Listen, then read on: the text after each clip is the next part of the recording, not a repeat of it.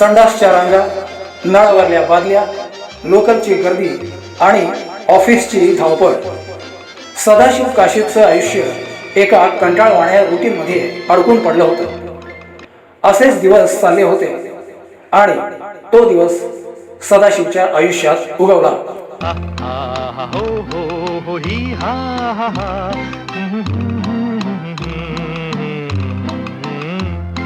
असेच दिवस चालले होते आणि तो दिवस सदाशिवच्या आयुष्यात उगवला. सदाशिवचं मन त्या दिवशी बंड करून उठलं, कारण दिवाळीची चाहूल लागली होती. मुलांच्या 6माही परीक्षांच्या तारखा जाहीर झाल्या होत्या. वर्षातून एकदा मिळणारा दिवाळी अग्रिम, दिवाळी ॲडव्हान्स यंदा लवकरच मिळालं होतं. मग काय, सदाशिवच्या डोक्यात आयडिया शिजू लागली. या कंटाळवाण्या रुटीनमधून सुटायचं, काही दिवसांकरता का होईना पण सुटायचं. मनात गावी जातानाचा प्रवास आणि गावच्या आठवणी जाग्या होऊ लागल्या. थोडीशी घाई गडबड, थोडासा उत्साह अशा वातावरणात घर ते रेल्वे स्टेशन रिक्षाने जायचं. बायको, मुलं आणि सामानासह लोकलमध्ये घुसायचं. लोकल नेहमीसारखीच गर्दीने खचून भरलेली, पण आज प्रवासाचा मूड असल्याने, गावी जायचा मूड असल्याने ती गर्दीसुद्धा एन्जॉय करावीशी वाटणार. CSMT रेल्वे स्टेशनला पोहोचलं की मग आपल्याला गावी घेऊन जाणाऱ्या गाडीजवळ उभं राहायचं आणि रिझर्वेशनचा डबा शोधत बॅगा सांभाळत निघायचं. बापा मागून प्लॅटफॉर्मवरून धावत असताना त्याही गडबडीत मुलांची नजर प्लॅटफॉर्मवरल्या स्टॉलकडे जायची. मग एकदाचा रिझर्वेशनचा डबा मिळाला, सगळे स्थिरस्थावर झाले की मुलांची फरमाईश सुरू. पप्पा पप्पा समोसा, पप्पा पप्पा वडापाव वडापाव, पप्पा पप्पा कोल्ड्रिंक्स कोल्ड्रिंक्स. मग घड्याळ बघायचं आहे, अजून वेळ आहे असं स्वतःशीच म्हणत मुलांना घेऊन गाडीतून उतरायचं. स्टॉलकडे जायचं. समोसा, वडापाव, कोल्ड्रिंक्स, चहा सगळं तिघांना मिळून सोबत घ्यायचं. नो रिस्ट्रिक्शन, फुल टू धमाल. गाडी फिरायची.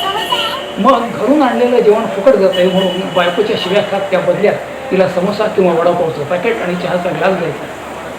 मुलांकडे त्यांची समोश्याची, वडापावची पॅकेट्स, कोल्ड्रिंक्स सोपवायची आणि स्वतः मस्त समोश्यासोबत गरमागरम चहाची मजा घेत हललेल्या गाडीतून मागे सरकट जाणारा प्लॅटफॉर्म बघत राहायचा. एका सुंदर स्वप्नाची सुरुवात. सुरुवातीला डोळ्यांसमोरून वेगाने सरकत जाणाऱ्या लहान मोठ्या इमारती, झोपडपट्ट्या, नाले, छोटी मोठी स्टेशन. धावत्या गाडीतून बाहेर डोकावलं की दिसणारी अर्धी मुर्धीची जीप गाडी हा आपल्यालाच घेऊन जाणार. उजवीकडे डावीकडे हिंगोळे घेत घेत गावच्या वाटेला निघाले.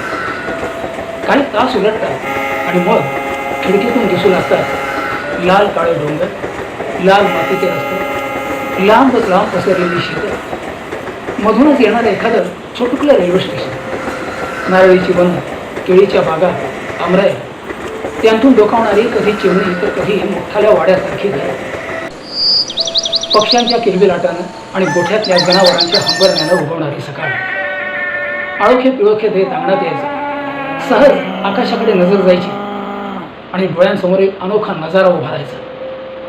एकीकडे डोक्यावर उगवता सूर्य आणि लांब दुसऱ्या टोकाला मावळती चंद्रकोर. सूर्य आणि चंद्र एकाच वेळी आकाशात. मुंबईत कधीही न दिसणारं हे दृश्य. आकाशाकडे अशी नजर खिळलेली असतानाच बायको आतून धारोष्ण दुधाचा पेला घेऊन यायची. मग 2-1 तासांनी गरमागरम नाश्ता आणि गुळाचा चहा. एरवी साधारण 11च्या सुमाराला आणि संध्याकाळी 7ला जेवण आणि मधल्या वेळेला फक्त चहा ही गावची लाईफस्टाईल. पण आपण मुंबईकर तिथे पोचलो की काही दिवसांसाठी का होईना यात बदल. नाश्ता चहा झाला की सासूबाई बायकोकडे सासरा आणि मेवण्यासाठी जेवण बांधून द्यायचे. सासरा आणि मेवणा पहाटे अगोदर शेतावर गेलेले असायचं, त्यांचं तिथे काम चालू असायचं. मग बायको ते बांधून दिलेलं जेवण, नवरा आणि मुलं हे सगळं सामान घेऊन शेतावर जाणार. शेतात गेलं की मुलं पहिल्यांदा तिथल्या बैलांच्या पाठीवरून लपेट मारून येणार. मग दिवसभर सगळ्यांनी शेतात हुंदडायचं. शेतात अर्धवट उगवलेल्या भुईमुगाच्या शेंगा, अर्धवट तयार झालेली पांढरी गाजरं, मक्याची कणसं, तिथल्या चिंचेच्या झाडावरची लाल गोड चिंच, शेताला लागूनच असलेल्या उसाच्या गुऱ्हाळातला घाण्यातून काढलेला उसाचा रस, या सगळ्यांचा यथेच्छ समाचार घ्यायचा. कुठं सगळ्यांची तुडुंब भरून जायची. दुपारच्या जेवणाला बुट्टी. सासरा आणि मेवणा दोघे तेवढे जेवून घ्यायचे. मग भरल्या पोटी सुस्तावलेल्या अंगानं गवताळ रानात चिंचेच्या झाडाखाली रवंथ करत बसलेल्या बैलांच्या शेजारीच पथारी पसरायची आणि डोक्यावरची हलती डुलती झाडं बघत डोळे मिटायचे. संध्याकाळी 5च्या सुमाराला पुन्हा घरी परतायचा. मग पुन्हा एकदा तो वाफाळलेला गुळाचा चहा आणि कधीमध्ये बेकरीतून आणलेला पाव. रात्री 8च्या सुमाराला पुन्हा चुलीवरची गरमागरम भाकरी, झुणका, भाजी किंवा वांग्याचं भरीत, मिरच्यांचा ठेचा, कांदा, दही किंवा ताक असं जेवण. मग बायको, मेवणा आणि मुलांसोबत गावच्या मंदिरात जायचं. मंदिरात बाहेर असलेलं आईस्क्रीमचं दुकान बंद होणार इतक्यात शेवटचं गिऱ्हाईक आपली मुलं तिथं पोहोचायची.